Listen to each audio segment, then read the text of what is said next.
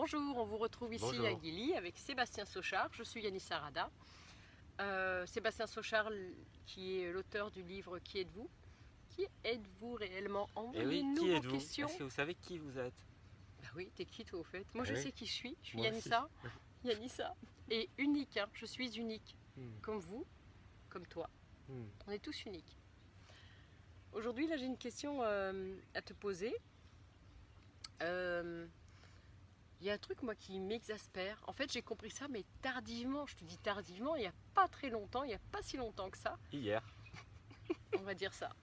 Ouais, on va dire ça. Moi, j'ai 20 ans sans les taxes, donc ça devrait le faire. Hein, c'est hier. C'est un peu ça. Il y a une expression qui m'horripile. Tu vas me dire ce que tu en penses. Tu sais, quand tu... Bon, t'es entrepreneur, faut pas l'oublier, il est écrivain, mais il l'est encore, on est toujours entrepreneur. Certains le découvrent, d'autres n'ont toujours pas découvert. Et moi, il y a un truc qui m'horripile quand je suis avec un prospect ou un client, quand je lui pose la question de la valeur de quelque chose, comment tu vois ceci. Là, on parle plutôt business, hein, cette fois-ci un petit peu, mais un peu spiritualité aussi, parce que ça dépend de l'état d'esprit de la personne que vous avez en face de vous et de voir le respect qu'il peut avoir pour votre travail. Hmm. Quand on me dit c'est donnant-donnant, j'ai envie de lui donner mon poing dans la figure. C'est vrai. Par contre, si quelqu'un me dit c'est gagnant-gagnant, je lui dis lui c'est un winner. C'est Alors- pas la même énergie, hein? T'es d'accord? Ah oui, c'est sûr. Et alors voilà, alors l'explication, moi j'ai mon explication, Hmm. mais toi tu es quand même le gars qui était millionnaire à 33 ans. Je ne suis pas millionnaire, d'accord? Pas encore. Mais j'aimerais avoir ton point de vue. Tu as dû rencontrer des gens comme ça qui te disent, Oui. Hmm. tu lui proposes Mm. il vient te voir Mm. pour un travail, tu lui proposes une solution Hmm. et tu lui dis, ben voilà, ça va être temps. Ah bah non, mais attends, moi c'est donnant. Hmm. Je En fait, t'explique. la phrase donnant-donnant, elle sonne prenant-prenant. Oui. Elle sonne pas donnant-donnant. Je sais pas pourquoi. Ça sonne je te prends, tu me prends. Parce que Ok. c'est l'ego et le mental qui parlent. Alors que quand tu dis gagnant-gagnant, c'est plus le cœur, l'amitié. Je te prends, Même tu me s'il prends. y a, C'est ça. même s'il y a du business. Tu vois, c'est. Ouais. Ouais. Et alors en fait, je ne le savais pas, mais pour développer ma société internet en 94, j'ai fait du gagnant-gagnant. Mhm. Alors que j'avais pas lu de livre de marketing ou de quoi que ce soit. Et ça a marché grâce à des partenariats gagnant-gagnant avec les maisons d'édition, les éditions de livres, puisqu'il y avait des disquettes WorldNet et Internet dans tous les livres, ainsi que les modems, Holitech, dans Microsoft. Donc à chaque fois c'était des partenariats et des partenariats gagnant-gagnant où on était les deux à gagner, les deux partenaires à gagner, Ah oui. puisqu'en fait l'internet dans les livres, dans les modems, dans Microsoft, ça permettait aux partenaires de mieux vendre. Donc c'est comme ça que je suis devenu riche en fait, en faisant du gagnant-gagnant. Donc tu es d'accord. Donc ma manière, mais c'est inné en fait, d'être et aussi dans les affaires en fait. C'est pas parce que on est entrepreneur qu'on veut bouffer l'autre, ça c'est l'ego de l'entrepreneur. Mais l'entrepreneur éveillé, c'est celui qui pense à l'autre, même avant soi. Parce que l'intérêt, c'est ce que j'ai toujours fait, même encore maintenant, c'est pas notre stratégie lorsqu'on est dans le business, c'est quelle est la stratégie de l'autre et comment on peut lui rendre service. C'est vraiment cette approche qui permet de trouver des terrains d'entente, des partenariats.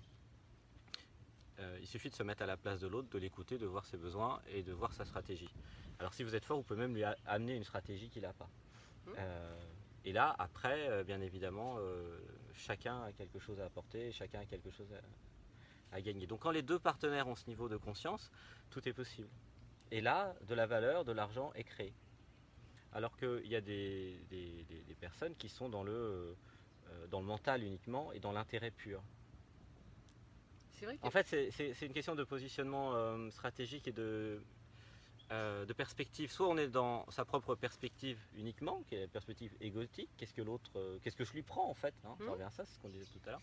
Soit on est dans la perspective je suis l'autre, ce qui est la réalité en fait. On est l'autre littéralement, d'un point de vue absolu, du point de vue du divin. Comment je peux faire pour l'aider C'est l'inverse, en fait, tout simplement. Je suis entièrement d'accord avec toi. Alors évidemment, on va pas travailler gratuitement non plus. Non. Et puis parce que il faut aussi penser à soi. Il faut pas être non plus dans le déni de soi. Les Il y a pompiers sont payés, les médecins aussi. Hein, le ils monde. vous aident, ils sont là pour aider. Il y a beaucoup de personnes dans la spiritualité qui sont en excès là-dedans. Ils pensent que à l'autre et plus à soi. Ça, c'est classique dans l'univers où je suis. 90% des gens pensent à l'autre et peu à soi. Ils peuvent s'apercevoir 20 ans après. C'est ce qu'on a là dans notre retraite. Des personnes qui pensent à leur famille, aux autres, et puis au bout de 20 ans, sont obligés de divorcer pour enfin commencer à penser à soi. C'est terrible. Donc le mieux, c'est d'être dans l'équilibre et de penser à soi tout le temps, et en même temps penser à l'autre. Donc moi, je préfère penser à l'autre et après voir comment ça s'intercale ou comment ça marche dans mon propre chemin de vie. Voilà, dans les affaires en tout cas. Oui, ça me parle bien, moi. Et ça marche. Tout à et fait. là, la valeur est partagée. C'est exactement ça, surtout dans le monde du service. On le voit beaucoup plus dans le monde du service, le gagnant-gagnant. Vous avez une personne âgée à domicile, vous avez besoin de quelqu'un pour vous en occuper parce que vous n'avez pas le temps, ou bien c'est pas, puis vous n'avez pas la santé ni non plus. Vous payez une personne pour vous aider. C'est gagnant-gagnant, vous gagnez votre temps, la personne âgée, on s'en occupe plutôt bien, généralement. Et puis l'entreprise qui dépêche une personne pour ça, voilà, elle gagne sa vie comme ça, s'occupe royalement de ces personnes-là. Alors Donc, oui, le gagnant-gagnant, c'est du long terme. Parce qu'en fait, quand on est gagnant-gagnant, le partenaire n'a qu'une seule envie, c'est de continuer à travailler avec vous. C'est comme ça qu'à un moment, il y avait 30 livres internet où les partenaires voulaient qu'on soit dans tous les livres. Donc l'intérêt du gagnant-gagnant, c'est que ça continue. Le prenant-prenant, s'il n'y a plus d'intérêt, ça s'arrête. C'est one shot. Voilà. Et ça, les personnes de haut niveau dans les affaires sont pas dans le prenant-prenant. Ils sont dans le gagnant-gagnant. Il y a des coups on gagne, des coups on perd un peu, voilà, sans non plus. Et oui, l'amitié, ça peut exister dans les affaires. Oui. On peut très bien par moment gagner de l'argent, perdre de l'argent. Par exemple, sur les modems Olitech, au début, ils me donnaient de l'argent. Ils me payaient mes heures internet. Parce que on était les seuls à offrir des heures internet, c'était des gros montants. Et après, le marché s'est retourné. Il y avait tellement de fournisseurs internet que c'était même à nous normalement de payer pour être dans les modems. D'accord. Ça s'est inversé en 2 ans. Et en réalité, voilà, donc on est resté partenaires jusqu'au bout, même si à un moment, ils ne nous payaient plus pour être dans les modems. Donc il y a aussi la fidélité qui joue. C'est-à-dire que ce qui compte en fait, c'est les humains, c'est les hommes et les femmes. C'est pas du tout les sociétés. Lorsqu'on a des relations privilégiées avec des êtres humains, on a envie de continuer à travailler avec eux. Même quand ils changent de société d'ailleurs. Et en vérité, l'engagement réel, il est avec l'humain, il n'est jamais avec la société. Toujours. Que ce soit pour une banque ou n'importe quoi. Moi j'ai suivi ma banquière sur 3 lieux différents. J'en avais strictement rien à faire de la banque. C'est le lien personnel qui compte. Je suis pareil. Je suis d'accord. Parce qu'en fait, il y a deux voies. Il y a les systèmes, les sociétés qui sont des systèmes en fait, et puis il y a les humains. Mais ce qui reste à la fin de l'expérience, c'est l'expérience humaine. Et ceux qui peuvent vous aider dans votre vie, c'est les humains, c'est jamais les systèmes. En général, les systèmes sont là pour prendre justement. Le système ne vous donne jamais rien. Transurfing, qui est un super livre, parle de ça. Les systèmes sont là pour broyer un peu, exploiter les humains, les systèmes en général. C'est pas un scoop ça. Pour moi, c'est pas un scoop. Pour moi, peut-être pour vous, mais c'est vrai que le système, enfin oui, quand on est dans, de toute façon, quand on est dans la machine entrepreneuriale, on le voit tout de suite ça. Le système est là pour vous flinguer quoi qu'il arrive. Il pense à lui le système. C'est ça. Le système, heureusement ça qu'il y a des humains. Heureusement qu'il y a des humains derrière. Oui, parce qu'en fait, il y a une déshumanisation en fait. Les structures, les organisations créent une déshumanisation, c'est intrinsèque. Et voilà, c'est pour ça qu'il vaut mieux investir dans l'humain qu'investir dans un système. Déjà parce que les systèmes changent, et puis les systèmes comme les États par exemple, lorsqu'ils n'ont plus besoin de vous, ils ne s'intéressent plus à vous. C'est ça. Les systèmes ne sont pas humains. Donc il y a tout un travail à faire sur humaniser les systèmes. Donc voilà, donc gagnant-gagnant, en fait ça dépend avec qui. Avec l'humain, on peut faire du gagnant-gagnant. Un système contre un système, là c'est un monde assez mental. Et là, voilà, là c'est du prenant-prenant. D'accord. Bon, je suis ravie, on se rejoint là-dessus. Voilà, donc il y a une façon juste, saine et belle de travailler et de faire des affaires, contrairement à des idées répandues qui disent les entrepreneurs, c'est des gens qui exploitent les autres. Bah non, il y a aussi des entrepreneurs éveillés qui travaillent justement et qui justement comprennent ce dont on parle. C'est une question de niveau de conscience. C'est pour ça que l'éveil est important, parce que plus les humains seront désidentifiés de leur ego, ce que moi j'appelle éveillés, et plus ils pourront faire des affaires de façon juste C'est vrai qu'il y a, et noble. il y a une nouvelle génération là, on sent comme une nouvelle vague d'entrepreneurs. Oui. Et les syndicats en France se cassent la figure. Et ils ont très très peu de syndiqués. Et en fait, bon, un jour ça va peut-être leur tomber dessus. Enfin, ça leur ferait du bien. Pardon, hein, mais je suis Mélissa est responsable de ses propos.